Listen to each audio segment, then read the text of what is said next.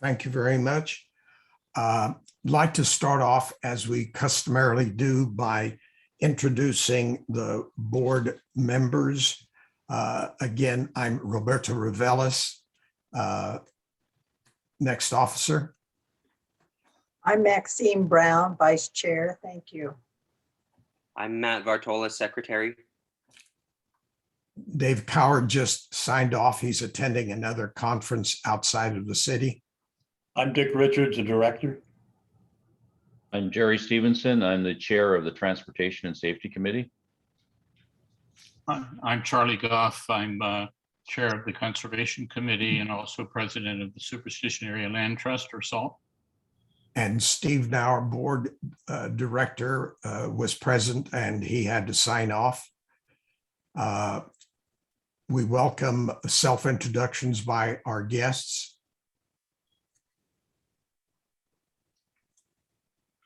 Jamie, would you like to start? Good morning from Rocky Point, Mexico, taking some time off, but Gold Canyon resident for a couple of years on the Peralta Heights, right off Peralta Heights. Thank you for having me.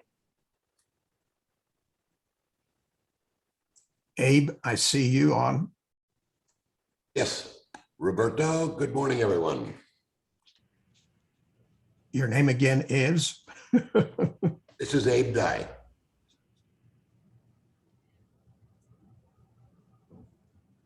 Anything else you want to say about yourself? Are you talking to me, Roberto? Yes, talking I'm to sorry. each Yes, other. I've been in Gold Canyon for 26 years. I love it. Roberto and I were on Adobe and board members a long time ago. I'm really excited about this group we've all put together. You all doing a great job. Thank you. Next person.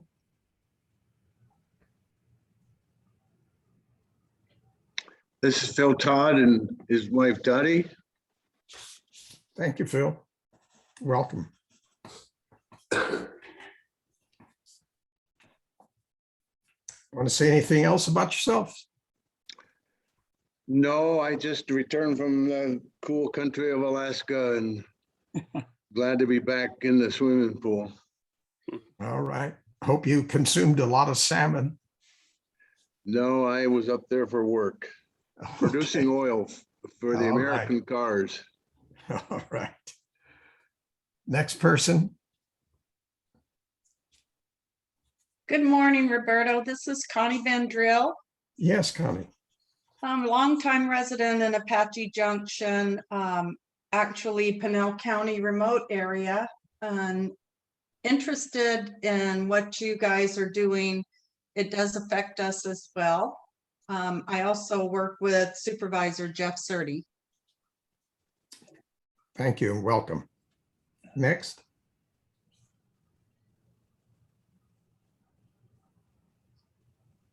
Anybody? I see lips moving, but you may be muted. Okay, good morning. Yep, Hi. gotcha. I'm Roberta Russell. Happy to be here. I'm a 15-year Arizona Gold Canyon citizen, and I live in Mountain Brook. Thank you. Welcome. Steve. Anybody else? Yes. I'm sorry, didn't hear. Anybody else? Okay. Well, I'd like to welcome our board member who is also representing SALT as our guest speaker this month. We've had as guest speakers in previous months the mayor of Superior, Mayor Bessage. We've had the president of the Gold Canyon Business Association, Mike Lamb. We've had a representative from a fire prevention group to give us information on how to protect our community from wildfires. We've had Harold Christ, longtime Arizonan, and one of the original builders here in Gold Canyon, and he is Mr. Gold Canyon to many old-time residents here. We've also had Supervisor Jeff Surdy as our guest. So welcome, Charlie, and the floor is yours. Thank you, Roberto. Am I coming through okay? Yes. Yes. And I don't guess I'll make it an apology for those of you who caught the entire program on the SALT-sponsored SALT webinar series Thursday evening. This is going to be, to the extent that we can make it, I talked this over with Roberto, the same presentation.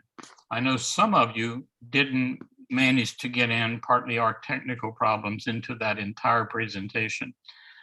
And this has is becoming kind of a standard SALT presentation, and for reasons that I hope will become obvious as we go along. We started using this quote from Theodore Roosevelt from way back August 31st, 1910. Conservation means development as much as it does protection. I recognize the right and duty of this generation to develop and use the natural resources of our land, but I do not recognize the right to waste them or to rob by wasteful use the generations that come after us. While Theodore Roosevelt, Teddy Roosevelt, didn't start the conservation movement, he probably did as much for it as anyone ever has, certainly in the realm of national parks and national monuments. Next slide.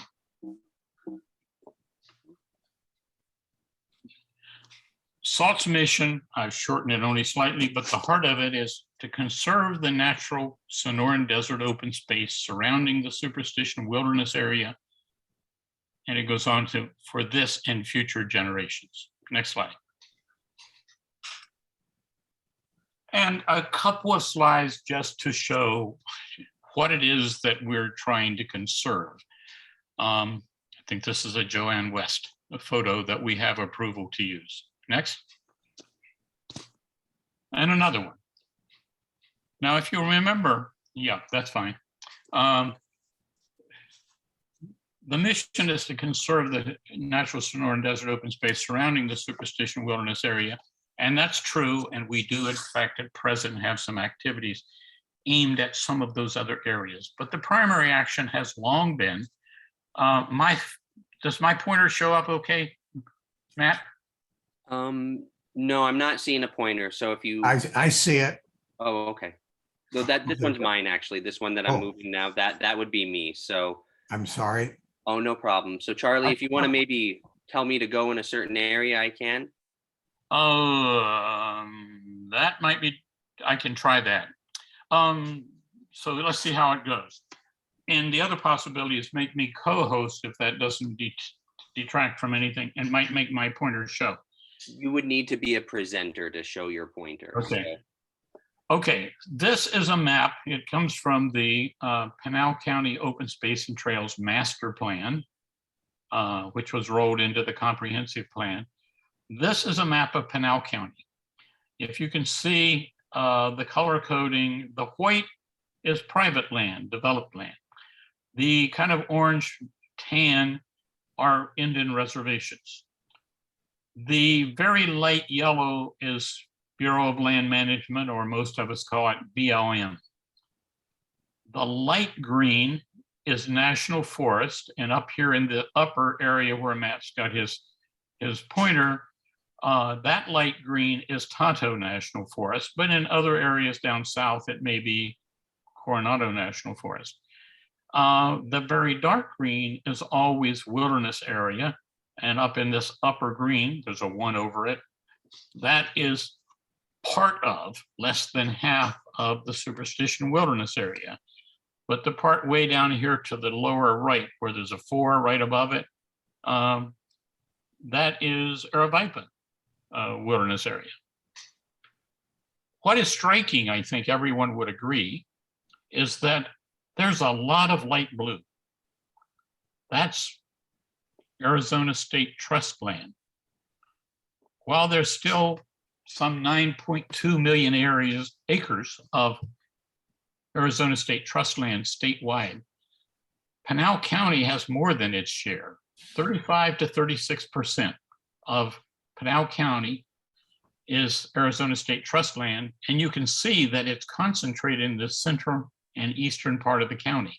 So in our area, up here where there's the 5, and if Matt will pick the curve over here at Apache Junction and go diagonally to the southeast to Florence Junction. So in our area surrounding the 5 and say north of 60, it is particularly intense with blue. And you can probably pick out the border of Gold Canyon, but let's go to the next slide and I think we'll have it at a larger scale. That's where we're going to spend our time. So you can see Gold Canyon, kind of the boot heel, if you don't mind. And as far as I know, by the way, the first mention of the much discussed bypass is in this Superstition Area Land Plan that this comes from. So the Superstition Area Land Plan was done by SALT.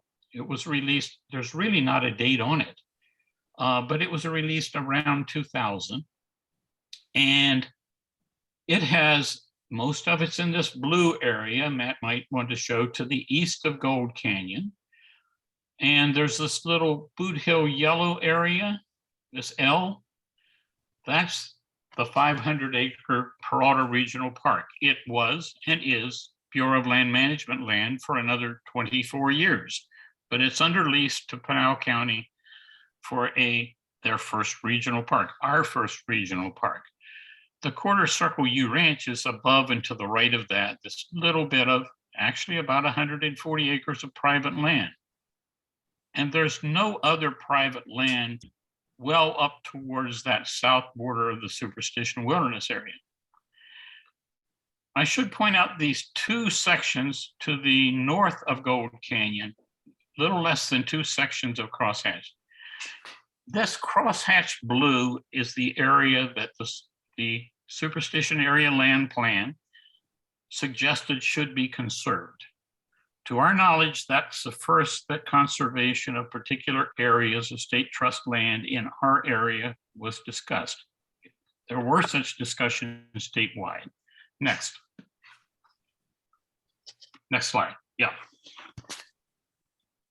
The foothills are rich in habitat, wildlife, watersheds, viewscapes. We all certainly appreciate that. Recreational opportunities and ecosystem services. Maybe a new term, but open space provides a lot of things. Certainly for wildlife, for recreational opportunities, hydrologically. Most of the water that falls on open space, unless it's a real downpour or after a fire, will soak in and contribute to the water table. Virtually all of it is managed by Arizona State Land Department for the sole purpose to generate revenue for the beneficiaries. The biggest of those beneficiaries by far, like well over 90% of everything, is K through 12 education, a very good cause.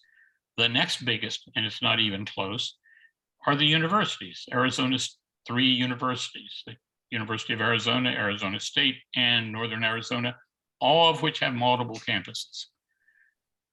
Next. The fact that the Arizona State Land Department controls- Charlie, we're losing you in volume. Okay, that better. better? The fact that the State Land Department controls so much land makes it a real problem for conservation. Around the state, it's long been recognized that there are some areas that at least many of our citizens just feel should not be developed even for the best of causes. For any kind of development, it should be conserved as open space. And certainly we live in an area, the recent controversy certainly shows one of the things that we can all agree about is that we're passionate about the viewscapes and the relatively open space nature of our community. There were 3 attempts in the 90s to change the state constitution, because that's where the whole thing is embedded, to allow conservation. I'm told, I didn't live here at the time, one of those attempts came very, very close, but as they say, that only counts in horseshoes and hand grenades, all failed. There's some bitterness among the old timers in Salt that the reason they failed was that some of the other conservation organizations overreached. They wanted too much. No way to prove that, but fail they did. Next. So Salt's response to that, starting around 2000, was to produce the Superstition Area Land Plan to try to provide definitive data to assist decision-making. The theory was, if you can't change the Constitution, the legal framework, the only thing left is try to influence the decision makers. So they looked at land use suitability over 104 square miles. They looked at scenic quality, floodplains, recreation, grazing, and more. Next. So this is one of them. Back at that time, you'll notice down in the lower right, we had a different logo. In this case, you can see the yellow line. Maybe you can follow it, Matt, and show where Gold Canyon is.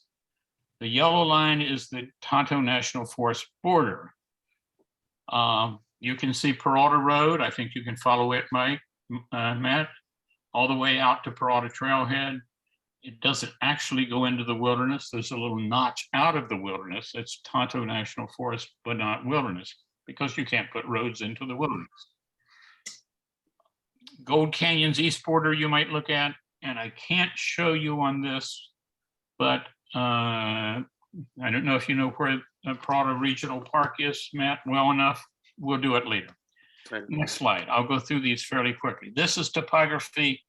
This is drainage and landscapes. So you can see where the major washes and drainage pattern is. Next. I've got a lot of slides, so I have to rush through it. Vegetation. Similarly, you can see in the state land portion, the Superstition foothills, we call it, that there's much more vegetation up to the northeast than there is, and east of Peralta Road, than there are in all the other areas. And this, by the way, comes from an area you'll notice between Peralta Trails, which was already there when this map was put in, but what is now Peralta Canyon, down here just above 60, Matt. Follow Peralta Trail all the way down there. That's Peralta Trails, and the open space above that is no longer open, as you know. That's Peralta Canyon. That's rapidly finishing development. No, right above, immediately above. Yes, there. Next. One of the activities that occur in virtually all undeveloped Arizona State Land Department lands is grazing. It doesn't produce a lot of income, but it produces some income. And if you look at the green out here to the right of Peralta Road, yes, that's all grazing allotments for the Quarter Circle U Ranch. The area to the east, to the west of that, between the east border of Gold Canyon and the green, is the Shelley Donnelly grazing rights, and so on it goes. But all of this land is under grazing leases. Now, it's quite possible that the land department can sometimes have co-lease for more than one purpose, like recreation and grazing, for example. Next. And in the end, this is going to look a lot like that first crosshatch slide, because it is the same. It's worth pointing out, hopefully by now you can all recognize where Gold Canyon is, the two sections of undeveloped state trust land north of Gold Canyon, slightly less than two, and all the green to the east of Gold Canyon. And you can see Peralta Road It's worth pointing out, by the way, given the recent controversy, that even this most dreamy of goals for conservation had considerable, all the brown below and north of 60, that whole area, even this said was open to development, and a lot of the area to the east. This to the east of Peralta Canyon, in the green area above in particular, way over to your right of your pointer, Matt, way on over here, where it says preserve. That whole big area, some 20 square miles or more, is extremely rugged. Developers aren't very interested in that. Would be far too expensive. Next. In fact, with the land plan, out of the 104 square miles they studied, 57% they proposed would remain open for development. 43% would be conserved as open space, or about 45 sections. Next.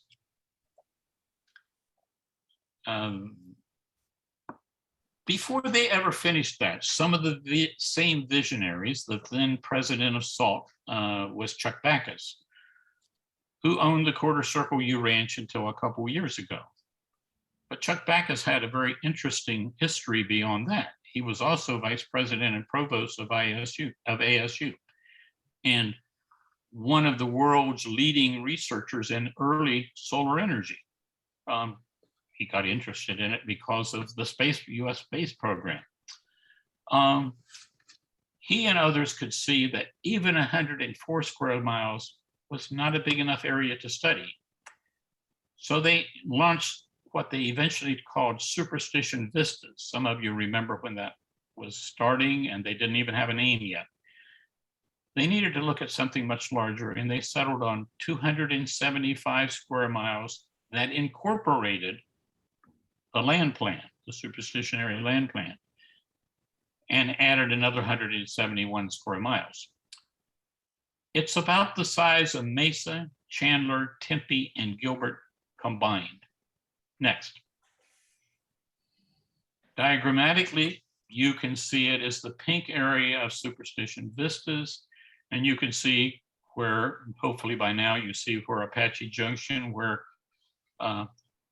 US 60 turns to the southeast, and where it turns back to the east is where Florence Junction is, and 79 heads off down towards Florence. A huge, really big area. They claimed at the time, and I haven't heard a claim since then, that it's the biggest attempt at land planning ever attempted anywhere on the globe. Don't know if it's true, but I don't know of any that are bigger. Next. Well, so far, this was just some nonprofits. Yes, they had SRP and a lot of big companies and corporations and utilities on board, but it was just dreams of a couple of different nonprofits. The Superstition Vistas wasn't run by SALT, it was run by the East Valley Partnership and the Pinal Partnership in collaboration. Well, in 2007, Pinal County developed the Open Space and Trails Master Plan in 2007, and then in 2008, rolled all of it into the comprehensive plan. Now, these are both county-wide, so it incorporated a lot of things besides the land plan and Superstition Vistas, but it did incorporate much of the same information and goals and mapping, but not all of it, as we'll shortly see. That came out of those two earlier studies. So it was kind of, if not a total roadmap, a general plan for both development and conservation. And the county still tries to follow that. They're in fact obligated to try to follow that. Next. In fact, and here I wish I had them back right side by side, Matt, but pay close attention to the white area to the north. The little crosshatch L, that's Peralta Regional Park. It exists. It's not open yet. It's still being planned, and in fact, they've got more of a road punched into it. But over the next several months to a year, they will construct the things they need to turn it into Pinal County's first regional park. There's a second one underway that's much, much bigger, like 20,000 acres, west of Maricopa, the city of Maricopa, which is Palo Verde Regional Park. If you follow this demarcation line between the white and the yellow, above that line, we often say it's open space. That's not quite true, because the State Land Department, while they were at the table during all that previous activity and didn't object at the time, in 2011 or 12, they came back and said, it's not legal to have no development in this big area. In fact, it's not legal by state law to have no development on any Arizona State Trust land. You've got to allow at least the lowest level of development, which is 1 dwelling per acre, or is an acre and a quarter. The green area, though, as things stand, have stood since at least 2012. I said green, I'm sorry, yellow, Matt, yellow. All of that is open for up to 3.5 dwellings per acre.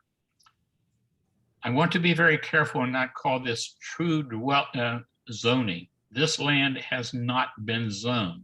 This is a presumption of what it is unless there's changes during zoning. Zoning can't take place until some developer or business or something buys the land, turns it into truly private land.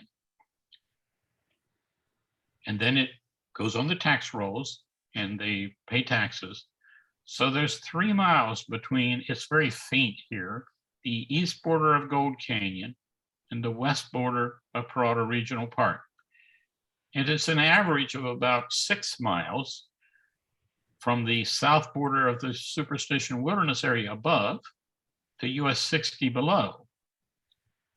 At the east end of that, it's actually about 7 miles because 60 runs at quite an angle. At the west end of that section, the topic of the recently withdrawn proposed major comprehensive plan amendment, it's only about 5 on the east edge of that. So an average of about 6, nearly 12,000 acres.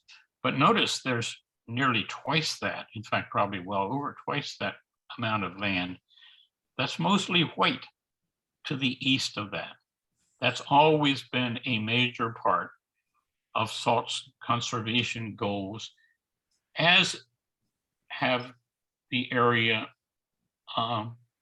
the 12,000 acres, that too. And for that matter, the nearly 2 square miles to the north of Gold Canyon.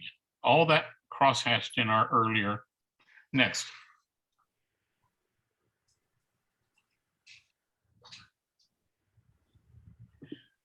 The other notable thing that has happened, it's kind of flown under the radar, and that's all that previous stuff happened before I ever dreamed I'd ever be an Arizona resident. But this I was part of the formation of, but it's kind of flown under the radar. A Superstition Foothills Destination Park Exploratory Committee, or SFDPEC, was formed probably 5 years ago. It consisted of SALT leadership, and the leadership, the top 2 people in the East Valley Partnership, the Pinal Partnership, the ownership of the Quarter Circle U Ranch, a Gilbert City councilman who also envisaged and shepherded into existence the Gilbert riparian area. Some pretty notable people in conservation and business and politics, for that matter, because we could all see that if anything's ever going to happen in conservation, it's going to be very expensive. After all, State Land Department is required by the Constitution to maximize the benefits for its beneficiaries. And that's always been interpreted as not conservation dollars. So they have an obligation to maximize the income from from all their holdings. Grazing leases and such things are a holding action until they can get more money out of it. If you look at the location of the entire Superstition foothills that we've been talking about, they're in the path of development. They're some of the most valuable land the state land department has. If you get in remote corners of the earth, of the state, of what value are those? Next. So from the beginning, we thought it's going to take, if we're going to conserve anything, we're going to have to do it by looking at the economic benefits of open space, tourism. We're going to have to be very involved with public relations. We really need to emphasize the importance of recreation, which most Arizonians really, and we hope that will bring some real conservation and ecological benefits along, as we always do when we have, when we can conserve open space, particularly if it's well managed so that that open space isn't damaged from ecological standpoint. Next. I'm not going to go through this, but there have been a number of studies done. This is one of them from one study on the benefits of open space to society, the health benefits of getting recreation, et cetera. There have been at least 3 major studies done in this area in the roughly last 10 to 12 years. I want to shift, yeah, you can go on, Matt. I want to shift quickly to how much is this area, this entire Superstition foothills area, which is almost all Arizona State Trust land, how much is it being used now? Largely as access to the wilderness area or the federal lands in the vicinity. If we look at just from Peralta Road going into the Peralta Trailhead and follow it west past Wave Cave, which is an official, there's not an official trail even up there, but there's a tremendous amount of traffic up there, to the past the hieroglyphic trail and all the way to Broadway Trailhead that you access by climbing east on Broadway out of Apache Junction. Just in that fairly short section, there's nearly 230,000 visitors per year, relatively unmanaged. And that was 2018, and we know that it's gone up a great deal since. Where did we get those numbers? The county, the Open Space and Trails Department, has had trail counters along the major trails for quite some time, the ones that the county has anything to do with. And that's Lost Gold Mine Trail, technically on hieroglyphic trail simply because we look at both sides. For what it's worth, more than 9 to 1 of the people who leave the Cloudview East parking lot go on up hieroglyphic trail into the wilderness area as compared to turning east on Lost Gold Mine Trail. There's also access to it on the west end and off of Broadway. We know that's blown up a great deal more even in the last 3 years. Next. I won't spend any time on this. I've already made an attempt. This is the raw data from which we did those calculations. We think our numbers are extremely conservative and that the real numbers, if we had them, would be much higher. Next. So in essence, from the beginning, SALT was formed out of the concern that with increasing development and population, there wouldn't be access to the wilderness and some of those great recreation lands, and that that management would not prevent extreme damage to those very valuable conservation lands. Essentially, we'd like to prevent something like this from happening. That is not in our area, but it is in the greater Phoenix area, where you have intense development to the right up against conserved open space to the left. We'd like to have, when development has to come against the wilderness, that it be a much softer edge than that. Next. Now, from the beginning, it's been obvious that it's going to be extremely expensive. Let's use as an example, and we can do it in our heads, the recently withdrawn conservation, the proposed major comprehensive plan amendment would have conserved 3,000 acres.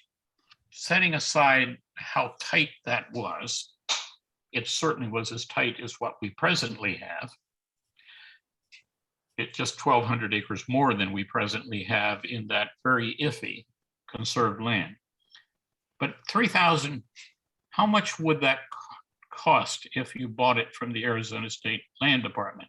Hasn't been appraised, so we don't know for sure.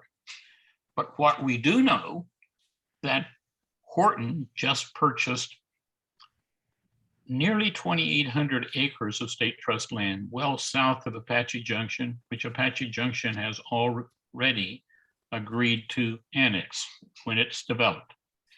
As an aside, when they purchased that, Horton also agreed to plan the entire 8,100 acres remaining north of the 24 alignment and west of the canal. So while they're only getting 2,800 acres, they're planning the infrastructure for all 8,100 acres. So state land is poised to move east of the canal. What did they pay for that 2,800 acres? An average of almost $90,000 per acre. For convenience, let's roll that up to 100,000 per acre, and then we'll take 10% off at the end. I think it's called set theory, as I recall from way, way back when. 100,000 acres times 3,000 acres, $300 million, take your 10% off, $270 million.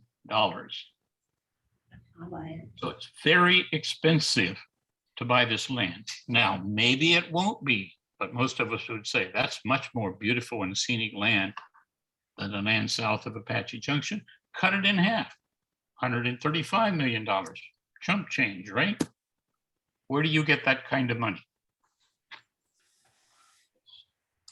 Some say that Superstitions are the second most iconic place in Arizona after the Grand Canyon.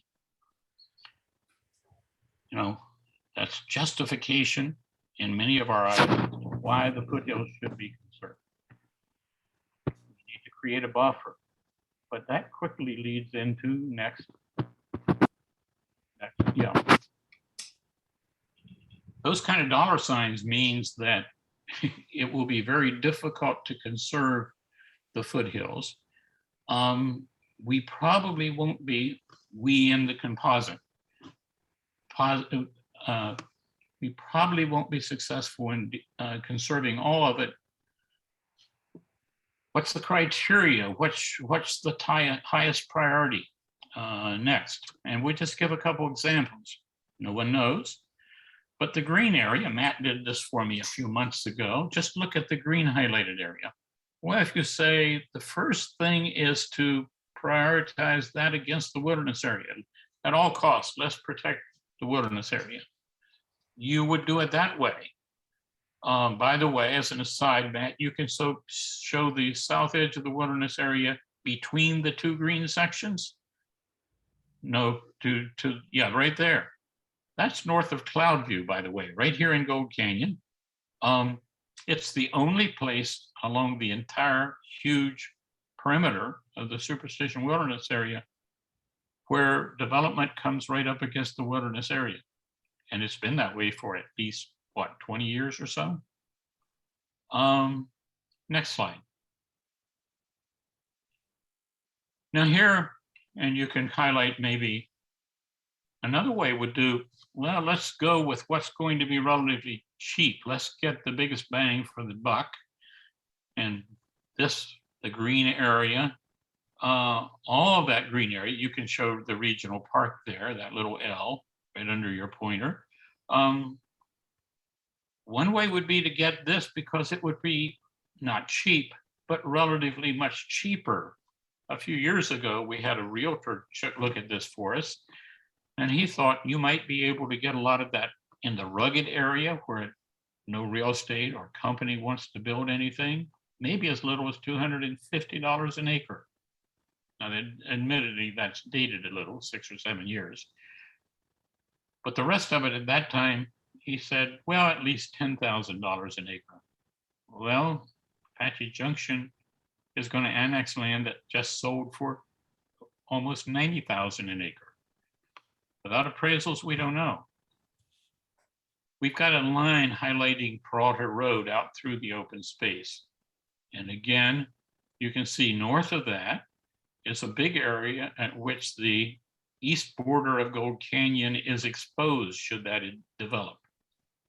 And it could be with as dense housing as we have in Peralta Canyon and Peralta Trails. And most of that area in Gold Canyon is not nearly that intensely developed. It also shows that our dream was to conserve a good deal of land south, but only what? Maybe a third or a fourth of it south of Peralta Road in the area that the recently withdrawn comprehensive plan amendment dealt with.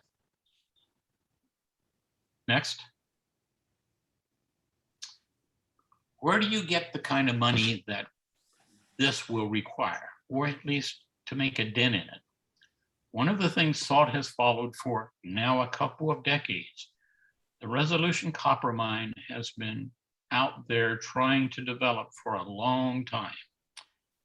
The ore body is, the bottom of the ore body is right at 7,000 feet deep. The top of it is almost a mile deep, just about a mile deep. There's going to be something called an equalization payment required if and when the Resolution copper mine is approved.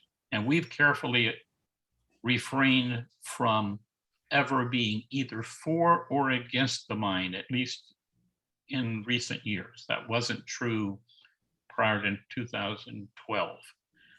But since then, we've refrained from being for or against it.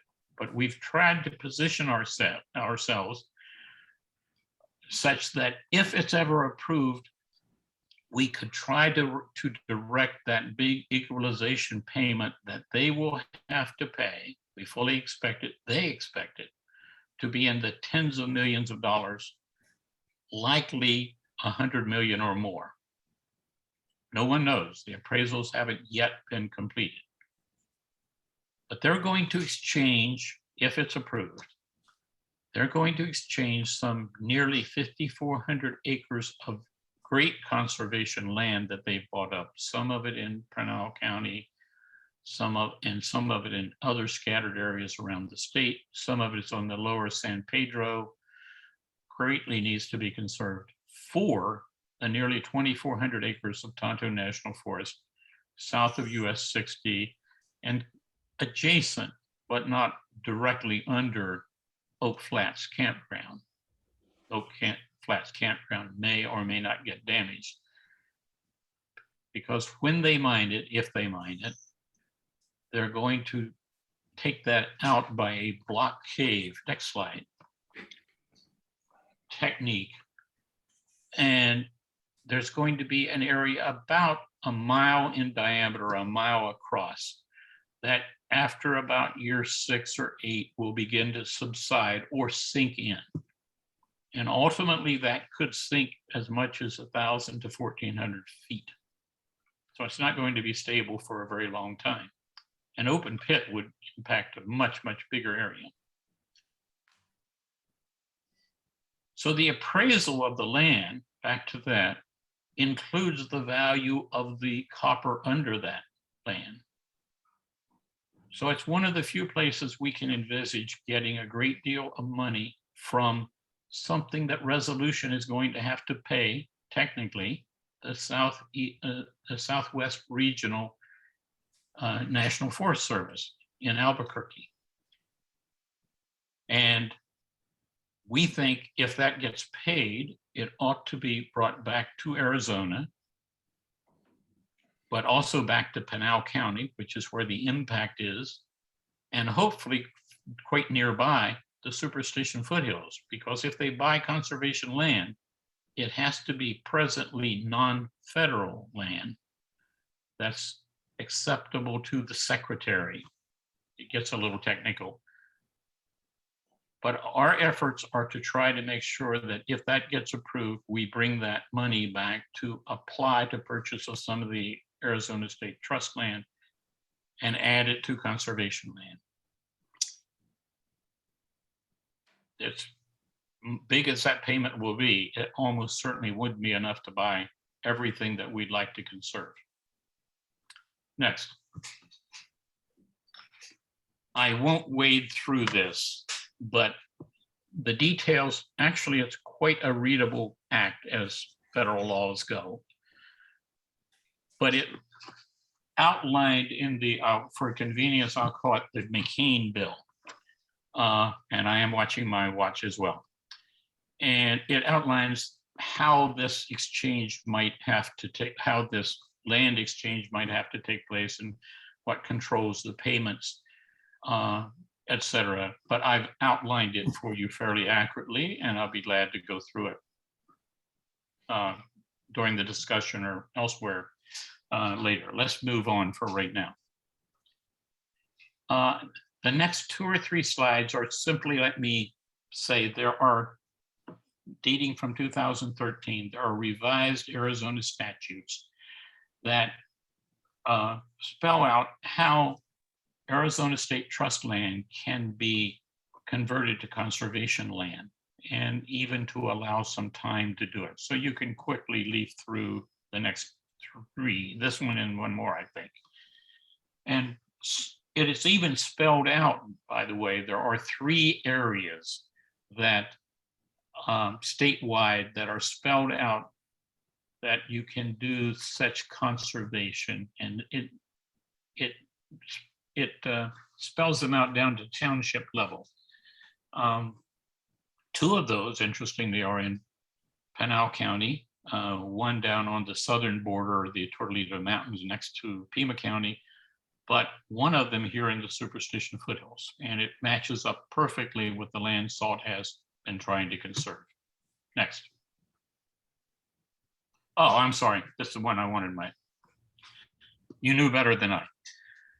Very briefly, our attempts to do this conservation, you think of all kinds of possibilities. And one was that maybe we could get some of the foothills and attach it to some of the already federal land to the north, and Matt's going over Four Peaks Wilderness Area. And the red line is Apache Trail, Route 88, going from Roosevelt Reservoir, east and southeast, and all the way back into Apache Junction. And of course, there's a lot of federal land, virtually all of it is federal land, on either side of that road between Four Peaks and the Superstition Wilderness Area. You can see how much bigger the Superstition Wilderness Area is than Four Peaks, by the way. And if you go down to the south area, Matt, the little notch on the south side, the little notch to the right of where you are, yeah, the notch right back to the left of where you are, right there. That's actually where Parada Trailhead is, going into the wilderness area. So you kind of visualize all that. So there's actually some studies taking place now, just looking at, is there some feasible way to make all of this into some kind of cooperatively managed, while protecting the wilderness areas as they are, the rest of all that federal land as a unit, instead of as some Forest Service, some BLM, some Bureau of Recreation, et cetera. And it's at the very early stages of that. Could we piggyback back some of the land to the south of the wilderness area, the Superstition foothills, onto that? Next. And this is just a few. That's the canyon going up, I think, at the bottom of Fish Creek Hill. Next, which you can't get to there unless you walk now these days. Tortilla Flats. And Yeah, I think that's a different angle, Weaver's Needle, I think. Next. When we dreamed that idea up, we thought it was unique and different. And actually, I came home from a breakfast and where we hatched up the idea and sat down at the same desk I'm sitting at and told my wife about it. And I came in here to do something else. An hour and a half later, she came in and told me, that's not a new idea. And she shows me this letter she found in the archives of the University of Arizona Library from Mo Udall in 1962, Arizona U.S. Representative Morris Udall, suggesting not the Superstition foothills part of it, but maybe the Superstition wilderness areas, keeping it as a wilderness, and the Apache Trail and the Salt River Lakes and all the land between the wilderness area and the lakes. Maybe they should be combined into either a national recreation area or a national park. Everyone's always said, keep the wilderness area as a wilderness area. And it is almost the same thing that we were talking about on the largest scale. Next.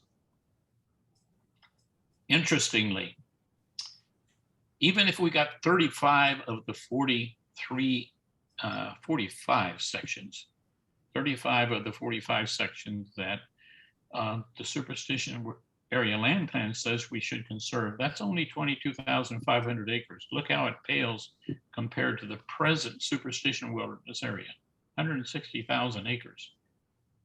The land between the lakes and the north border of the wilderness area, 88,000 acres. So a total of 270,500 acres, 423 square miles. Interestingly, that's a little bigger than the average size of the national parks.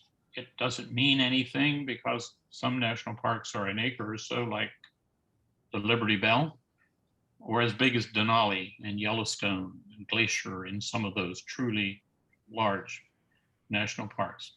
No one here has ever been talking since Udall about a national park, but there is some talk of a national monument or a national recreation area or some kind of collaborative management of the area.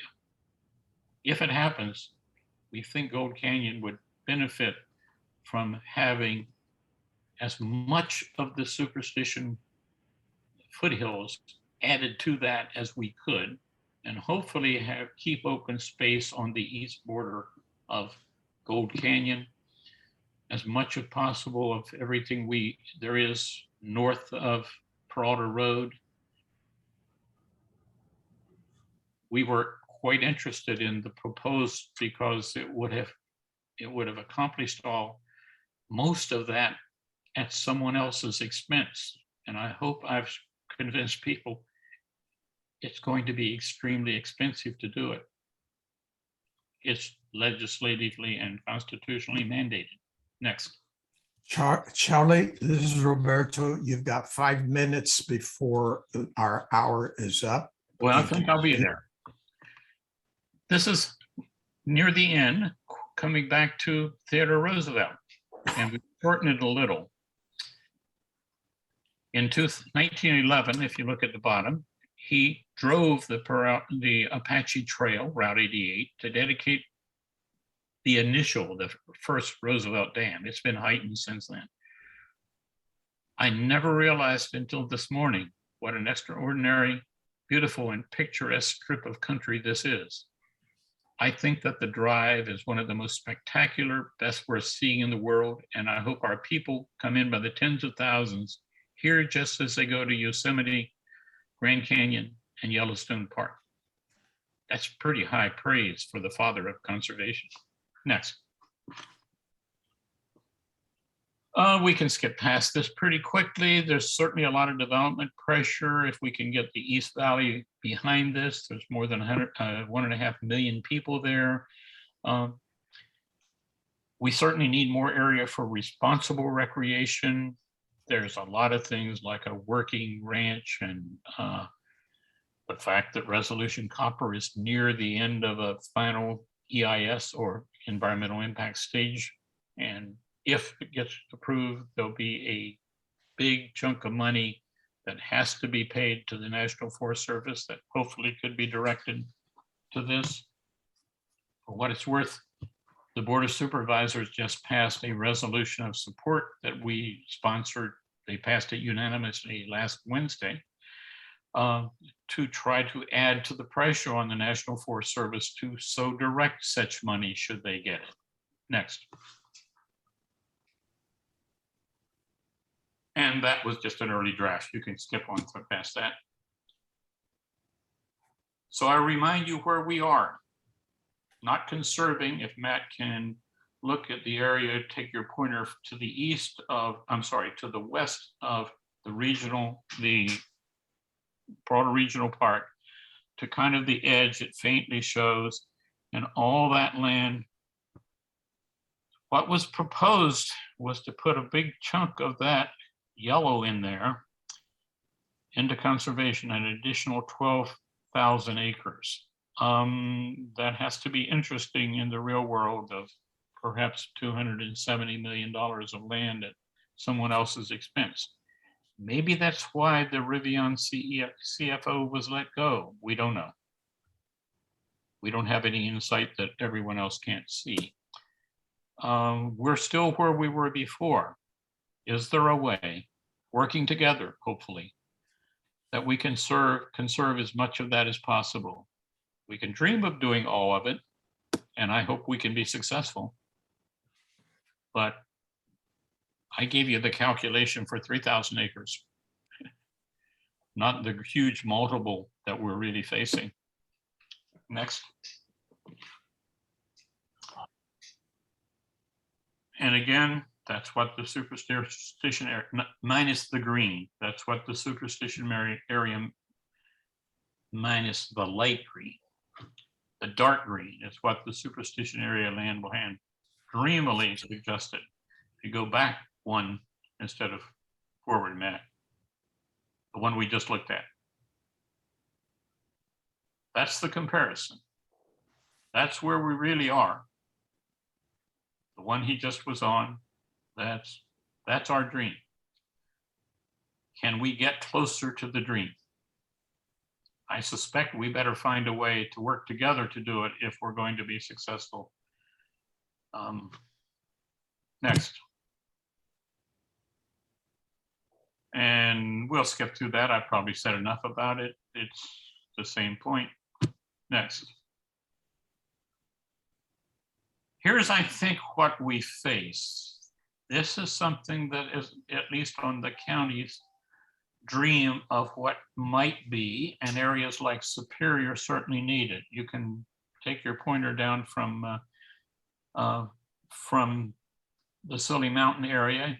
In fact, follow that one, Matt, you're on it. Just follow the red one down. That's the north-south alignment that hopefully will get built if the money is there, apparently, for a lot of that, if the Arizona Supreme Court makes the proper ruling. You can see where 24, it's already over at Ironwood, and with what's happening with, you can pick up the canal there, Matt, you just passed it. You can kind of show the canal running largely north-south, but a little bit of an angle. So development is already being planned. The infrastructure is being planned for all of that west of the canal and north of 24. State land is ready to jump to the east where they have all of this valuable land. We think realistically, development's coming at us. How can we find a way to conserve as much of it as we can, certainly north of Peralta Road? But we don't have any precedent in what's in the Superstition Area Land Plan, Superstition Vistas, and certainly not what's in the county's adopted comprehensive plan to protect that to the south. Could we find a way? Perhaps. And I think that's where we are. Next. And I'm really through. So if there's any time for questions, comments, or anything, or I'm Charlie Goff. If you Google AZ salt I thought I was done, Matt. This is from Salt Lake City, actually. Just south edge of Salt Lake City. And Matt's got his pointer on some open space surrounding an Micron computer chip manufacturing plant. It's been there quite a few years. It's interesting, without knowing all the details of how that happened, that the land to the north up against the mountains of the Swatch range, Swatch, Uinta, surrounding that plant's a lot of open space. To the right or the east of it is a lot of housing, impacting the mountains a great deal more than that around the plant. I don't pretend to know what's behind all that, how that happened. But it's pretty impressive that that sometimes happens around manufacturing, modern manufacturing plants. And the last one, next, is a real live lucid plant here in Pinal County that doesn't have a lot of smokestacks coming out of it, relatively low, fits into the, I'd rather have all that as open space. I don't know how to get from where we are to that open space without some compromise and collaboration. That I'm finally done. Thank you very much, Charlie. This is Roberto Reveles. I want to thank you again, Charlie, for a very good presentation. And also, in the interest of transparency, I want to point out that Congressman Mo Udall, that was referred to by Charlie, and his dream of protection and conservation of lands, was a congressman with whom I served in the Congress in Washington, and am the longest serving staff member on his staff. And I retired as his chief of staff. And again, that's in the interest of transparency. We'll take time for a few questions. Matt, are we okay time-wise? Well, we're 5 minutes past the hour. So I guess if everybody that's still on is still able to be on, so questions are important. Yeah, so identify yourself and address your question to Charlie. Anybody? So, Anybody? Phil, Connie, Roberta, Abe? Any questions? Terry, Steve? This is Phil Todd, Roberta. Yeah, go ahead.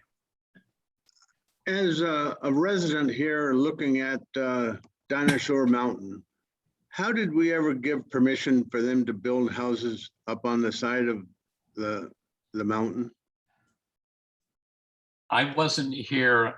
I've heard some stories about that. Don't recall the detail. If you look around the greater Phoenix area, you'll see a little of that, but by and large, it's been prevented. I don't know, Roberto, or do you remember that? I remember, but we did not have, unfortunately, as organized a community then as is possible today. I, for example, raised questions when I saw a trail being cut, construction trail on a mountain north of Sleepy Hollow Trail, between Sleepy Hollow and Cloudview. And I alerted neighbors and we worked, and that came to a stop. So they did not construct on this mountain. But we have an opportunity now to work harmoniously with the county government as an unincorporated community. We depend on the county for our basic services. And I've made it my commitment since living here in the past 28 years to work constructively with the county. And so I'm hoping that we can bring our community together and do a better job than we have in the past. I might add that relative to that general topic that some people have said, how did we get all this clear grading adjacent to Sleepy Hollow, the part that's turning into Peralta Canyons as we speak? In fact, largely there.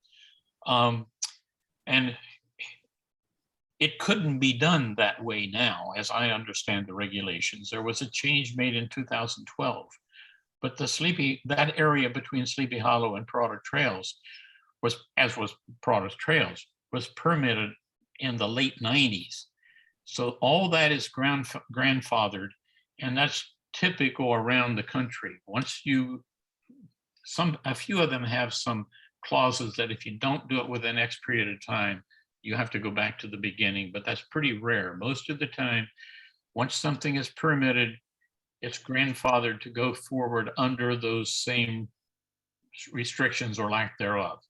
And I think that's what we're dealing with. In 2012, Pinal County considerably tightened up their restrictions, at least for this area. And I think we would be able to prevent it being quite that extreme. But I'm not sure that would cover how far up against the grade. We'll see if we can look into that. Yeah, well, there were restrictions placed on the grade that could be built on. And that was probably a positive result of what Phil just questioned. Any other questions?